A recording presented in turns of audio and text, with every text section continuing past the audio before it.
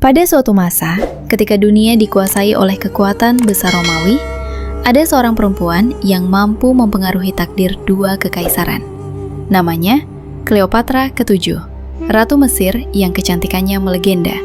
Tetapi yang jauh lebih menakjubkan adalah kecerdasan, ambisi, dan kemampuan politiknya. Cleopatra bukan hanya sekadar ratu. Ia adalah diplomat, panglima, poliglot, dan simbol kekuatan yang bahkan membuat Julio Caesar dan Mark Antony jatuh bertekuk lutut di hadapannya.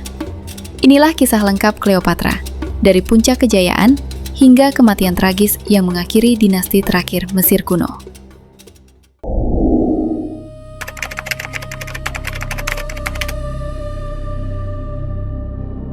Cleopatra lahir pada tahun 69 sebelum Masehi, dari keluarga dinasti Ptolemik, keturunan Yunani yang telah memerintah Mesir sejak 300 tahun sebelumnya. Sejak kecil, ia dibesarkan di Istana Alexandria, kota paling maju di dunia kuno pada saat itu, pusat ilmu pengetahuan, astronomi, matematika, dan filsafat. Berbeda dari penguasa Ptolemik sebelumnya, Cleopatra punya ciri unik atau kelebihan tersendiri.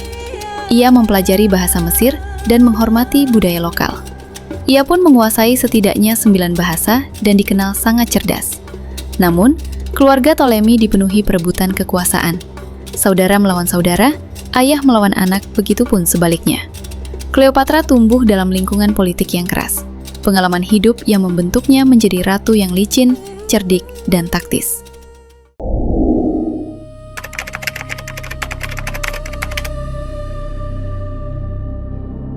Pada usia 18 tahun, Cleopatra naik tahta bersama adik laki-lakinya, yakni Ptolemy ke-13.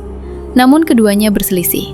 Para penasihat kerajaan memanipulasi Ptolemy untuk mengusir Cleopatra dari Alexandria.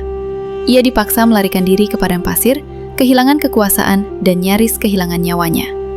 Di tengah keputusasaan inilah, sebuah kesempatan muncul.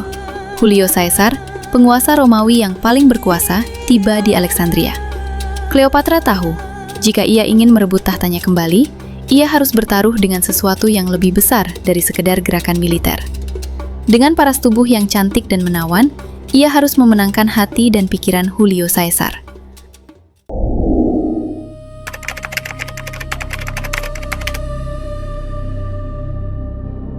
Legenda mengatakan Cleopatra menyelinap masuk ke istana Caesar dalam gulungan karpet. Ketika karpet itu dibuka, Caesar melihat seorang perempuan muda dengan karisma, kecerdasan, dan pesona luar biasa. Cleopatra tidak hanya cantik, ia memiliki kemampuan narasi layaknya diplomat, menawarkan aliansi, dan menunjukkan bahwa Mesir bisa menjadi sekutu kuat bagi Roma. Caesar akhirnya mendukung Cleopatra. Perang saudara melawan Ptolemy ke-13 pecah, dan Cleopatra keluar sebagai pemenang. Tak lama kemudian, Cleopatra melahirkan seorang anak bernama Caesarion, anak yang diyakini berasal dari hubungannya dengan Julio Caesar. Di mata rakyat Mesir, Cleopatra kembali menjadi sebagai ratu yang sah. Di mata Roma, ia adalah simbol eksotis yang menimbulkan kekaguman sekaligus kecemburuan. Namun kebahagiaan itu tak bertahan lama. Pada tahun 44 sebelum Masehi, Caesar dibunuh oleh kelompok senator. Cleopatra kehilangan sekutu terkuatnya. Namun, babak awal sebenarnya baru dimulai.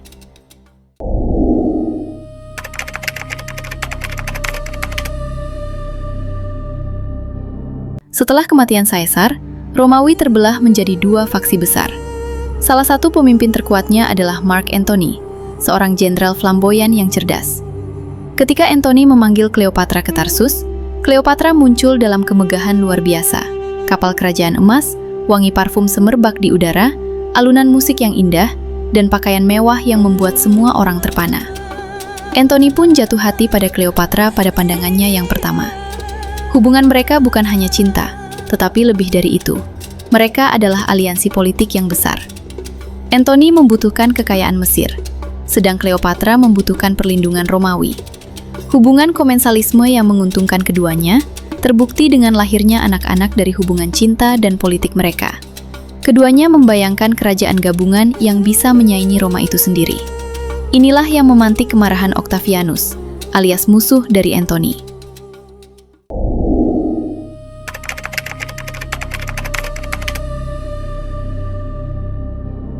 Pada tahun 31 sebelum Masehi, perang besar meletus. Mark Antony beraliansi dengan Cleopatra melawan Octavianus. Pertempuran laut di Actium menjadi titik balik. Armada Antony dan Cleopatra kalah telak. Pasangan itu mundur ke Alexandria, menghadapi akhir yang sudah terlihat. Ketika pasukan Octavianus mendekat, Antony menerima kabar propaganda yang mengelirukan. Kabarnya, Cleopatra telah terbunuh. Begitu berat rasa kehilangan yang dirasakan Antony, putus asa, lalu Antony pun mengakhiri hidupnya dengan pedangnya sendiri. Di sisi lain, Cleopatra pun terpukul mendengar kabar kematian Antony. Octavianus ingin membawanya ke Roma sebagai tawanan yang dihinakan. Tetapi Cleopatra adalah seorang ratu yang lebih memilih kematian dengan cara terhormat. Ada versi lain juga yang mengatakan bahwa ia membiarkan ular espi menggigitnya. Versi lain mengatakan ia menelan racun yang disembunyikan dalam sisi rambut. Pada usia 39 tahun, Cleopatra meninggal. Dengan kematiannya, berakhirlah dinasti Ptolemik dan Mesir jatuh sepenuhnya ke tangan Romawi.